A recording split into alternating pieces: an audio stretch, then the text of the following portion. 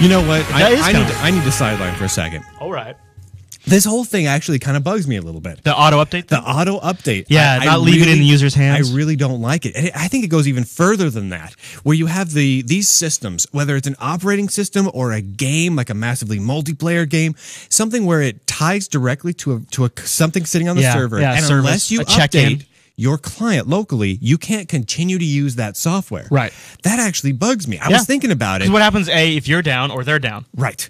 So I've got, down in my basement, I collect retro computers and video games and everything. So I've got this old... I've thought about this a lot. So I've got an old Apple IIgs downstairs. And what happens if the software on that box had this... Yes, had this sort of thing. I couldn't run that. Or how about my copy of Super Mario Brothers 3 for my Nintendo Entertainment System? You know who does it right? What if it had been tied to a service? I now could not go back in, blow on the cartridge, stick it in there, and play that old game. World of Warcraft is a great example. Or any MMO. You cannot play... So World of Warcraft, one of the most popular games. Or Steam games too, right? Yeah, you cannot play World of Warcraft anymore. It doesn't exist. You can play a highly updated version of World of Warcraft so long as Blizzard's servers still stay running. But the original patched chip version. You can never relive that experience that you had when it came out. It's gone. It's dead. They killed it. And I don't like the idea of that happening to my operating systems, my computers, my babies. Well, that's all going that way, though. It's like... And it's your property, too, so it's weird. It's weird to update the software on your property. Because you own that computer, and that is a weird thing. And the thing I've thought a lot about is, I like this is actually a really big Lotso topic in Legend of the Stone Owl. We had a segment on, it's my belief that the next video game generation consoles will probably all be download. They're probably going to try to kill media as much as possible. And then I thought, well, no, they can't do that because of internet. Not everybody has the internet connection that they would take to require to do that. Yep. But if you combine some sort of like Microsoft has this now, it's called bit streaming technology, where they can actually bit stream an entire executable. Yes. Microsoft is talking, and so is Sony, to the same company in China that's going to be producing 3G chips for home appliances. So they might actually build 3G cellular modems into the next generation consoles to bitstream games. So even if you don't have internet, you pay for Xbox Live. That'll include the 3G service, so that way they can send you games. Now, when Microsoft shuts down that service in 10 years, those games are gone. Those games are gone. So we talked about this a lot on Lotso because I'm like, that really scares me. And one side of middle ground is the route that Adobe takes. And I don't like that Adobe requires you to activate their software. No. But one of the things that they'll do is if their servers are unavailable, and they have to be persistently unavailable. Yeah. So like the unresolvable, so your host file, your resolve.conf, any of those kinds of things. if their activation servers are unresolvable, they'll assume Adobe is down and they will auto self-activate. Which is so nice. Their route is, in an emergency situation, assume the user can run the software. Now, see, I can respect that. The company's deciding, hey, we want people to register with us. I don't care for that, but I respect it. But at least they're taking the cool stance of not destroying and making the software investment. Yeah, exactly. Because they go out of business.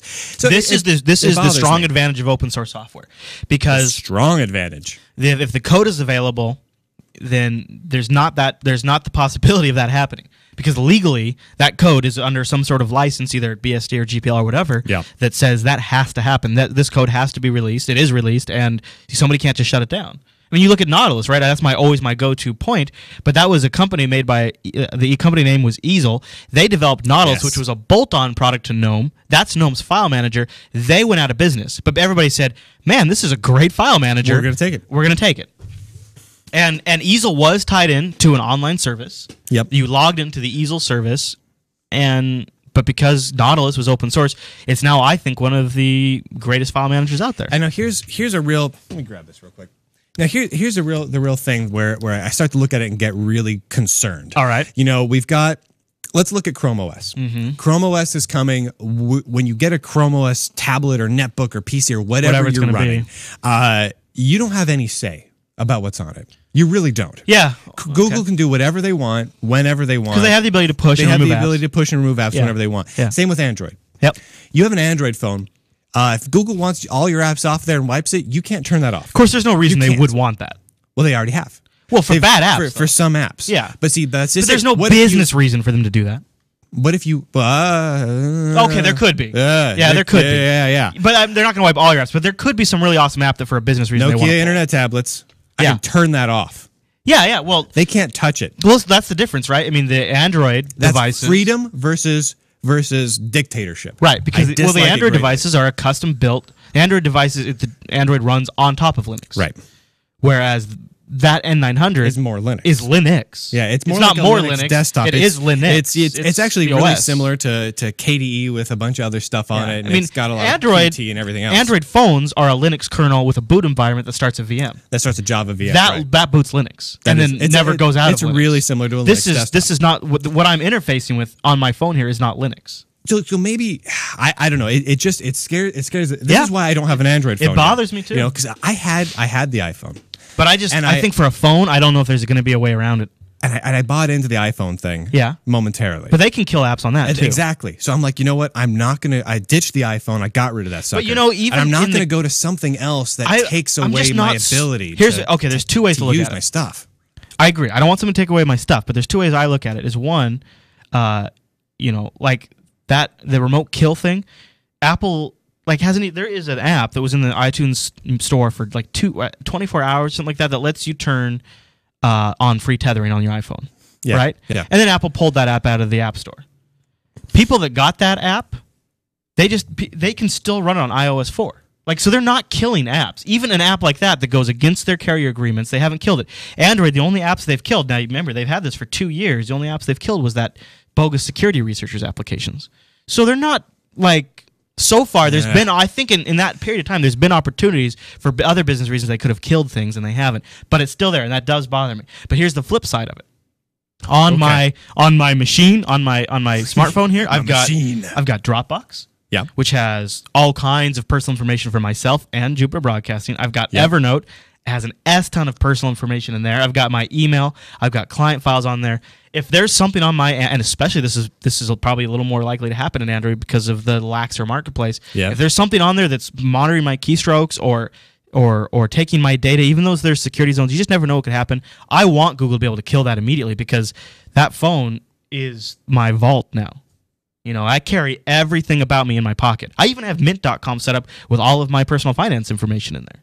So if I lose that phone, or if somebody installs something bogus on my phone, like if I go, and I'm always trying out stuff, and I get something bogus, I kind of like the idea that Daddy Google can kill it before it gets a chance to steal my information. See, this is exactly why I prefer the Mamo Migo route, where all the applications, sure, you can get some closed source apps, and I think closed source apps are good and important, but it's a totally different topic. But in majority, they're going to be open source, right? The majority are open source. They're in the repo.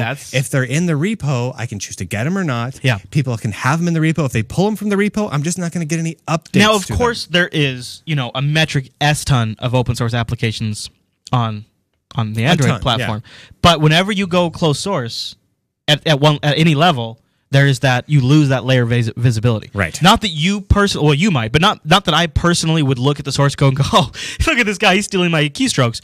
But someone could. The hive mind might somewhere out there. It's more likely to be found. Someone somewhere will see it and blog about it, and then it will become a firestorm of frenzies. Exactly. And that's awesome. And that's why it makes me. This is one of the big reasons why I'm running Linux on all my desktops right now. The platform shouldn't be controlled by a single company. I do not like it, and I don't like their ability to control it. Hell, I turn off updates on my Linux desktop machines usually, and then every now and then when I know there's updates I want, I go in. I do the same. and I manually check it. I do the same. I do. So I don't want anything. I don't want any surprises. Control it. No one can even alert me about it. I do what I want to do. Yeah, I have the experience I want. It's a scary direction we're going, and it's definitely the direction we're going. Think about this. All right. If the technology we have today and the intent of the companies to fully control and background update our systems were as it is today back in the early 80s, what would have your experience with a Commodore 64 have been? You could not use a Commodore 64 nowadays. Well, now, it would not be possible. What do you think about the compromise, though, with Android, where you can still install your own applications from unverified repositories? Yeah. And you can get in there and disable that Google kill service. But you have to go in there and kill it. You can't just it's not like a checkbox. You have to bring up the terminal and go turn off the executable bit. And then it's fine.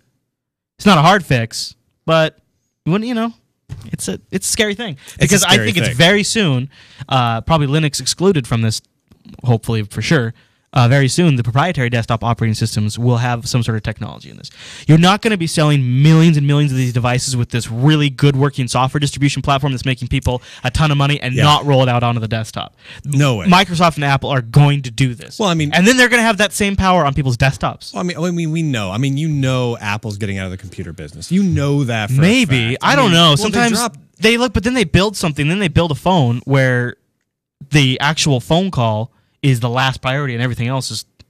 That iPhone 4 is more of a computer than it is a phone. Yeah, but they're going to have the iPhone 4. They're going to have the updated tablets and the new touch. And eventually they're going to roll into like the MacBooks. All right, but are going to become iPhones. But that still means that they're going to have full control over that. That's exactly what I mean. But the rumor is Windows 8 will have a software store too, right? And they'll build that same sort of functionality. And Microsoft has this huge history of. Look at the malware problems we've had. Imagine if we could just flip a switch on everyone's computers and turn it off. IT people will probably like that because they're already trusting Microsoft with their entire infrastructure. There is a benefit. There is definitely a benefit. Well, there's a benefit, but there's also an opportunity for Linux. Because if that scares people, there's a platform where that's not going to happen. Right. And that could be a whole new Linux. We've got, viruses aren't an issue. Malware aren't an issue. Also, our software systems aren't controlled by a single entity. Here's the thing, is it's so much more than scariness. It's a complete erasing of personal computer history. It's turning it from a personal computer into a toaster or an appliance. So it's not even a toaster. If I buy a toaster in the 1950s, it's a toaster in 2010. That's true. If I buy an Android phone today, I don't know what the heck it's going to be in 3 years. Yeah, it could be this. It could be identical or it could have an entirely new operating system. Yeah, you don't know what it's going to be. Yeah. That's what bothers me. It bothers me a lot. That bothers me a ton. So, I mean, like at my house, I've got a bunch of old arcade games. They are as they were in the 70s and 80s. Yep. So from a historical perspective, we can get a sense of history, a sense of where we came from. Well, and you can recreate the entire experience from beginning to end. Yes. Yeah. I've got an old TV that I hook up like an old TurboGrafx 16 and a Sega Master System into. They run great. The question is, I guess, what can you do about it? You elect what you choose. You specifically say we vote with our pocketbooks. That's why I vote very specifically. The thing is, then you kind of, at some point, you're going to have to elect not to participate in some of the coolest things that we're also going to get out of it. See, I look at it from the exact opposite point of view. That's true. Yeah, that's totally true. But by going the iPhone, Android, etc. route, you elect to not participate in some of the coolest things that are happening on the other side of the fence. Why not have both? I don't need If you had the funds. You could. If you had unlimited funds, you could buy an iPhone, you could buy an Android, and you could buy it. But if you can only pick one, I can see what you're saying because there's a. I guess you're saying there's a flip side of the argument. Right. There's lots of awesome apps happening on both sides, but one of them might have. Well, but see, you don't really know in 5 years if you're going to be able to. For all you know, that device is going to die. Oh yeah. These devices could not exist. But here's the thing. Yeah. So here's this little N900. This is not a commercial for the N900. I think it's great, yada, yada, yada. But the thing just that replace makes N900 with the Nemo, thing that makes Nemo exactly. device. It's a whole or a new tablet from Asus or whatever. Yeah. The thing that makes it cool is its adherence to the variety of open source packages and general design principles that are out there. Yeah. So most of the apps that are on here are simply ports of applications that we have had on Linux for years. But you gotta realize that will just never sell in the volumes that the iPhones and the Androids will. It doesn't need to. I know, what it needs to is. But what is if 90% of the world is locked up and involved in something else, that's just going to become more and more marginalized. When you watch, I'm not happy about it. Think about all the best future movies. Okay. Back to the Future 2. Back to the Future 2 is a good example. How about like the apocalyptic ones? Okay. Right? Where people are 95% of everyone is cooped up in some sort of trance-like state. They're doing the hive mind crap. Matrix. They're doing exactly what people told them to do. Yeah. And the really cool people that wore the cool clothes and had a techno background music going on were the ones that chose to have their freedom. The ones that chose to have the flexibility. The ones that fought the system. I'll flip you around though. And we're sitting here and thinking, you know what would be rad? It'd be rad if I totally effed everyone up by crashing the system and then no one can use their phone. But the flip side is, look at Judge Dredd. Right? Or not Judge Dredd, Demolition Man. People that were the rebels had to live in the sewers. Okay, I don't want to live in the sewers. I don't know. Hey, you know what we ought to do? We ought to talk about Migo. But it's an interesting conversation, and I'd like to hear what people think. So let us know what you guys think. I have a pretty good idea what the listeners of the Linux Action Show are going to think. What you're going to do is you're going to come on here and tell me that Chris is retarded. So let's talk about... It's okay if you tell me that Chris is retarded. Since we've been talking...